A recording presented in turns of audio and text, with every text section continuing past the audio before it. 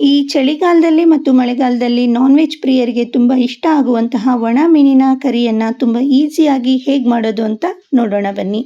Hello ನಮಸ್ತೆ, ನಾನು ಅಕ್ಕ ಸೌಮ್ಯ. ವೆಲ್ಕಮ್ ಬ್ಯಾಕ್ ಟು ಅಕ್ಕ ತಂಗಿ ಕೈ ಅಡುಗೆ. ಇಲ್ಲಿ ನಾನು ಒಂದು 50 ಗ್ರಾಮ್ನಷ್ಟು ಒಣ ಮೀನನ್ನು ಒಂದು ಬೌಲ್ಗೆ ಹಾಕ್ಕೊಂಡಿದ್ದೀನಿ. ಹಾಗೆ ಒಂದು ಕಡೆ ಗ್ಯಾಸ್ ಮೇಲೆ ಬಿಸಿ ನೀರನ್ನು ಕಾಯೋದಕ್ಕೆ ಇಟ್ಕೊಂಡಿದ್ದೀನಿ. ಬಿಸಿ ನೀರು ಸ್ವಲ್ಪ ಬಿಸಿ ಆದರೆ ಸಾಕಾಗುತ್ತೆ, ಇಲ್ಲಾಂದರೆ ಮೀನುಗಳು ತುಂಬ ಬೇಗನೆ ಮೆತ್ತಗಾಗ್ಬಿಡುತ್ತೆ.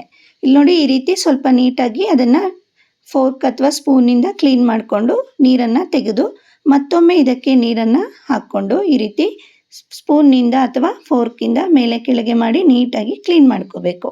ಹಾಗೆ ಇಲ್ಲಿ ನಾನು ಯಾವ ರೀತಿ ಮೀನನ್ನು ಕ್ಲೀನ್ ಮಾಡ್ತಾ ಇದ್ದೀನಿ ನೋಡಿ, ಈ ರೀತಿ ಈ ಕಪ್ಪು ಭಾಗ ಅನ್ನೋದು ಬರುತ್ತೆ ನೋಡಿ, ತಲೆ ಮತ್ತು ಈ ಕಪ್ಪು ಭಾಗನ ನೀಟಾಗಿ ತೆಕ್ಕೊಂಡ್ಬಿಡ್ಬೇಕು. ಇದೇ ರೀತಿ ಇದಿಷ್ಟು ಮೀನನ್ನು ನಾವು ಫಸ್ಟು ಕ್ಲೀನ್ ಮಾಡಿ ತೆಗೆದಿಟ್ಕೋಬೇಕು. ಹಾಗೆ ನಾನಿಲ್ಲಿ ಮಣ್ಣಿನ ಪಾತ್ರೆನ ತಗೊಳ್ತಾ ಇದ್ದೀನಿ. ಇದರಲ್ಲಿ ಕರಿ ಮಾಡಿದ್ರೆ ತುಂಬ ರುಚಿಯಾಗಿ ಬರುತ್ತೆ. ನಿಮ್ಮ ಮನೇಲಿ ಯಾವುದಿದೆಯೋ ಅದನ್ನೇ ನೀವು ಬಳಸ್ಕೋಬೋದು. ಹಾಗೆ ಇಲ್ಲೊಂದು ಟಿಪ್ಸ್ ಅಂತಲೇ ಹೇಳ್ಬೋದು. ಈ ರೀತಿ ಮಣ್ಣಿನ ಪಾತ್ರೆಯಲ್ಲಿ ನಾವು ಅಡುಗೆ ಮಾಡುವಾಗ ಮೊದಲು ಪಾತ್ರೆಗೆ ಎಣ್ಣೆ ಹಾಕಿ ನಂತರ ಗ್ಯಾಸ್ ಮೇಲೆ ಇಡಬೇಕು. ಹಾಗೆ ಡೈರೆಕ್ಟಾಗಿ ಗ್ಯಾಸ್ ಮೇಲೆ ಇಟ್ಟು ಎಣ್ಣೆಯನ್ನು ಹಾಕಬಾರ್ದು. ಹಾಗೆ ಇದನ್ನು ಹೈ ಫ್ಲೇಮಲ್ಲಿ ಕೂಡ ಇಡಬಾರ್ದು, ನಾರ್ಮಲಾಗಿ ಮೀಡಿಯಮ್ ಫ್ಲೇಮಲ್ಲೇ ನಾವು ಮಾಡ್ಕೋಬೇಕು. ಈಗ ಎಣ್ಣೆ ಕಾದ ನಂತರ ಸ್ವಲ್ಪ ಜೀರಿಗೆ, ಸಾಸಿವೆ ಮತ್ತು ಮೆಂತ್ಯ ಮತ್ತು ಕರಿಬೇವು ಹಾಗೆ ಒಂದೇ ಒಂದು ಒಣಮೆಣಸಿನ್ಕಾಯನ್ನು ಹಾಕ್ಕೊಂಡಿದ್ದೀನಿ. ಹಾಗೆ ಅದು ಚಟಪಟ ಸಿಡಿದ ನಂತರ 3 ಮೀಡಿಯಮ್ ಗಾತ್ರದ ಈರುಳ್ಳಿಯನ್ನು ಚಿಕ್ಕದಾಗಿ ಕಟ್ ಮಾಡಿ ಹಾಕ್ಕೊಳ್ತಾ ಇದ್ದೀನಿ. ಇದು ಕೂಡ ಒಂದು 50% ಫ್ರೈ ಆದಮೇಲೆ ಇದಕ್ಕೆ 2 ಮೀಡಿಯಮ್ ಗಾತ್ರದ ಟೊಮೆಟೊವನ್ನು ಚಿಕ್ಕದಾಗಿ ಕಟ್ ಮಾಡಿ ಹಾಕ್ಕೊಳ್ತಾ ಇದ್ದೀನಿ. ಈಗ ಇದನ್ನು ನೀಟಾಗಿ ಈ ರೀತಿ ಮಿಕ್ಸ್ ಮಾಡಿಬಿಟ್ಟು ಒಂದು 2 ನಿಮಿಷ ಲಿಡ್ಡನ್ನು ಮುಚ್ಚಿಬಿಡೋಣ. ಇದರಿಂದ ಟೊಮೆಟೊ ಚೆನ್ನಾಗಿ ಮೆತ್ತಗಾಗುತ್ತೆ.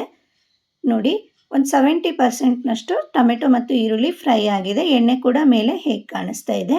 ಈಗ ಇದಕ್ಕೆ 1 ಟೀ ಸ್ಪೂನ್ನಷ್ಟು ಶುಂಠಿ ಬೆಳ್ಳುಳ್ಳಿ ಪೇಸ್ಟನ್ನು ಹಾಕ್ಕೊಳ್ತಾ ಇದ್ದೀನಿ. ಮೊದಲನೇ ನಾವು ಶುಂಠಿ ಬೆಳ್ಳುಳ್ಳಿ ಪೇಸ್ಟನ್ನು ಹಾಕ್ಕೊಳ್ಳೋದ್ರಿಂದ ತಳ ಹಿಡ್ದಂಗೆ ಅನಿಸುತ್ತೆ. ಸೊ ಟೊಮೆಟೊ ಈರುಳ್ಳಿ ಚೆನ್ನಾಗಿ ಸ್ವಲ್ಪ ಫ್ರೈ ಆದಮೇಲೆ ನಾವು ಶುಂಠಿ ಬೆಳ್ಳುಳ್ಳಿ ಪೇಸ್ಟನ್ನು ಹಾಕೋದ್ರಿಂದ ನಮಗೆ ತಳ ಅನ್ನೋದು ಕಚ್ಕೊಳ್ಳೋದಿಲ್ಲ. ಹಾಗೆ ಸ್ವಲ್ಪ ರುಚಿಗೆ ತಕ್ಕಷ್ಟು ಎಷ್ಟು ಬೇಕೋ ಅಷ್ಟು ಉಪ್ಪನ್ನು ಹಾಕಿ ಇನ್ನೊಮ್ಮೆ ಮಿಕ್ಸ್ ಮಾಡಿ ಒಂದೇ 1 ನಿಮಿಷ ಲಿಡ್ಡನ್ನು ಮುಚ್ಚಿಡ್ತಾ ಇದ್ದೀನಿ. ನೋಡಿ, ಕಂಪ್ಲೀಟಾಗಿ ಟೊಮೆಟೊ ಮತ್ತು ಈರುಳ್ಳಿ ಚೆನ್ನಾಗಿ ಮೆತ್ತಗಾಗಿದೆ. ಎಣ್ಣೆ ಕೂಡ ಹೇಗೆ ಕಾಣಿಸ್ತಾ ಇದೆ. ಈಗ ನಾನಿಲ್ಲಿ 1.5 ಟೀ ಸ್ಪೂನಷ್ಟು ಅಚ್ಚ ಖಾರದ ಪುಡಿ, 1 ಟೀ ಸ್ಪೂನಷ್ಟು ಧನಿಯಾ ಪುಡಿ, ಅರ್ಧ ಟೀ ಸ್ಪೂನಷ್ಟು ಅರಿಶಿಣದ ಪುಡಿಯನ್ನು ಹಾಕ್ಕೊಳ್ತಾ ಇದ್ದೀನಿ. ಇದೆಲ್ಲವನ್ನು ಹಾಕ್ಕೊಂಡ್ಮೇಲೆ ಚೆನ್ನಾಗಿ 1-2 ಸೆಕೆಂಡು ಫ್ರೈ ಮಾಡ್ಕೊಳ್ಳೋಣ. ಇದರಿಂದ ರುಚಿ ಹೆಚ್ಚಾಗುತ್ತೆ. ಹಾಗೆ ಸ್ವಲ್ಪ ಹುಣಸೆ ರಸವನ್ನು ಬಿಟ್ಕೊಳ್ತಾ ಇದ್ದೀನಿ. ಮೀನಿನ ಪದಾರ್ಥ ಅಂತ ಬಂದಾಗ ಹುಳಿ ಇದ್ರೇ ಅಲ್ವಾ ರುಚಿ ಹೆಚ್ಚಾಗೋದು, ಅದಕ್ಕಾಗಿ ಸ್ವಲ್ಪ ಹುಳಿನ ಬಿಟ್ಕೊಳ್ತಾ ಇದ್ದೀನಿ. ಈಗ ನಮಗೆ ಕ್ವಾಂಟಿಟಿ ಎಷ್ಟು ಬೇಕೋ ಅಷ್ಟು ನೋಡಿಕೊಂಡು ನೀರನ್ನು ಹಾಕ್ಕೋಬೇಕು.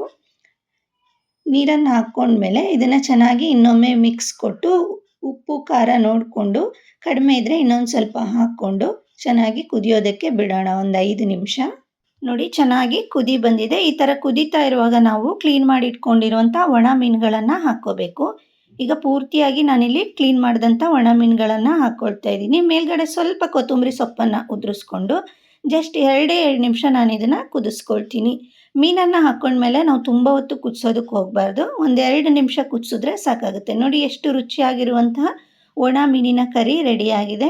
ಇದು ರೋಟಿ, ಚಪಾತಿ, ಬಿಸಿ ಬಿಸಿ ಅನ್ನಕ್ಕೆ ಹಾಗೂ ಮುದ್ದೆಗೂ ಕೂಡ ತುಂಬ ರುಚಿಯಾಗಿರುತ್ತೆ. ನೋಡಿದ್ರಲ್ಲ ಸ್ನೇಹಿತರೆ, ಒಣ ಮೀನಿನ ಕರಿಯನ್ನು ತುಂಬ ಈಸಿಯಾಗಿ ಹೇಗೆ ಮಾಡೋದು ಅಂತ ನೋಡ್ಕೊಂಡ್ಬಂದ್ವಿ. ಈ ರೆಸಿಪಿ ನಿಮಗೆ ಇಷ್ಟವಾಗಿದ್ದರೆ ವಿಡಿಯೋಗೊಂದು ಲೈಕ್ ಮಾಡಿ, ಫ್ರೆಂಡ್ಸ್ ಮತ್ತು ಫ್ಯಾಮಿಲಿ ಮೆಂಬರ್ಸ್ಗೆ ಶೇರ್ ಮಾಡಿ.